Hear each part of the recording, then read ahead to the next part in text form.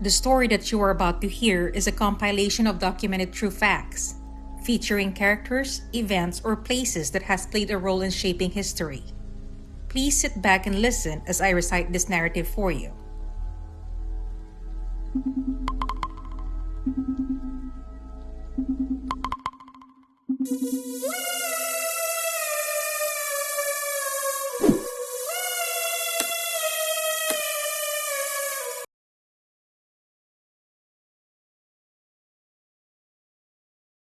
On July 18, 1997, a motorist was driving through Douglas County, Wisconsin, and he happened upon the body of a dead man lying on the side of the road.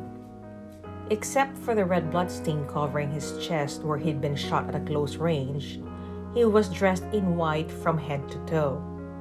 Soon, police were called to the scene and a preliminary investigation stated that the body was of a white male, and since a lot of blood was found there, it was the actual site where the crime happened. There was a passport on the body that identified the victim as Mark Stephen Foster. Online search showed that Mark was a software pioneer behind the electronic library business Quanta Press and a pharmacist. At the autopsy, authorities found a note tucked inside the victim's shoe that read, "Jack Frazier isn't here, but it's Jimmy Bailey, or look-alike. Geez, it's 3 toughs. Hope I'm okay." The note led cops to probe more about Mark's life, and it was found the man was living with his nephew Brent A. Thompson, his wife of 6 months Sarah Foster, and a roommate named Gregory A. Friesner. On the morning of July 18, his nephew reported him missing. The authorities wondered why Thompson made the call so quickly. Further investigation led them to discover that the victim's personal life was complicated. Before marrying Mark Foster 4 months before the murder, Sarah Phillips-Foster, who was expecting a baby, had abruptly broken up with her former boyfriend Jack Frazier, one of the names found on the note from the victim's shoe. The other name turned out to be another of Sarah's exes. It was soon revealed that none of Sarah's exes had anything to do with Mark's murder. But what investigators unearthed was more startling. It was found that Mark was sexually involved with multiple people, mostly involving young people, and that involved Brent, Sarah, and Gregory too. Investigators then obtained a search warrant to check Mark's house to see if anyone else lived there other than those 4. At the house, a lot of pornography and sexually related materials were discovered, and when detectives went to check the attic, things got really unusual very quickly. The investigation that started as a murder soon turned into a cult mystery. The attic was painted in bright fluorescent paints. There was blood-like substance spread out on the walls and floors. The investigators also found their business cards there, which hinted that the people who were probed were angry with the cops and they were trying to put a hex on them. The investigation eventually revealed that Mark was the leader of Santeria, an African diasporic religion, and also practiced voodoo.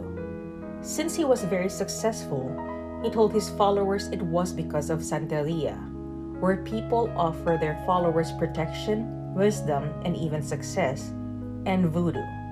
He achieved all of that. As detectives began researching the exotic religion, they discovered one thing that was particularly disturbing about it. It was possible to transfer one's consciousness into another person. The person who is going to get consciousness has to kill his or her mentor or teacher, and that mentor or teacher's consciousness passes into the person's body who killed them. Talking with cult members, we learned that Mark planned to kill a Santeria master or instructor in New Orleans, and by doing that, he assumed that person's power, Long said one of the detectives. It was also revealed that Gregory was the first one whom Mark recruited into his fold. He was actually second in command, so it raised questions about him going to be the high priest next. He was the most ideal person to step into Mark's shoes. Though investigators were quite sure about Gregory's involvement in Mark's murder, they could not prove it because of lack of evidence.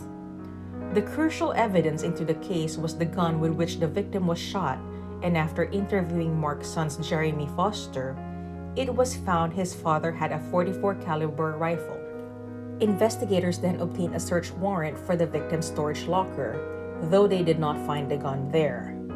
They discovered surveillance video that showed Mark entering the storage facility and then leaving, carrying something. More digging into Mark's life revealed to detectives that he was suffering a loss in his business. He was not reinvesting in the company. He was not keeping up with the changes in the industry.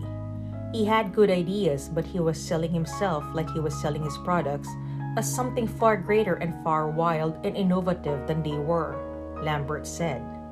Investigators reached a theory that Mark's life was getting out of control and maybe he was looking for a way out. The theory got more support when detectives found evidence of an exit plan.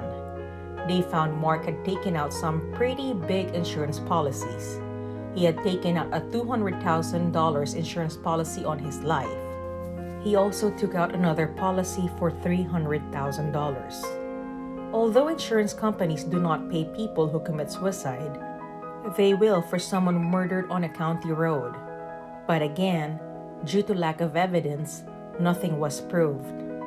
However, more than a year after Mark's death, it was revealed how Mark manipulated Brent and Gregory to murder him.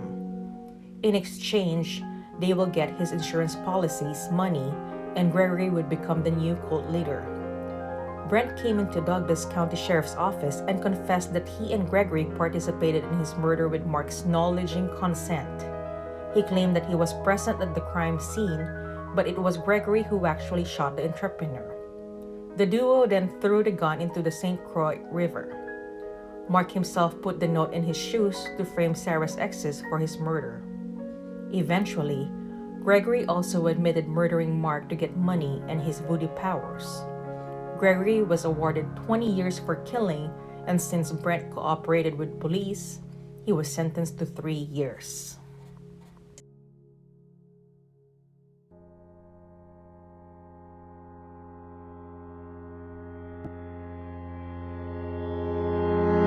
Hey everyone! I just wanted to express how grateful I am that you took the time to listen to my narration. Hopefully you enjoyed it. I am Twysted Mind and please enjoy the rest of your day. Salamat!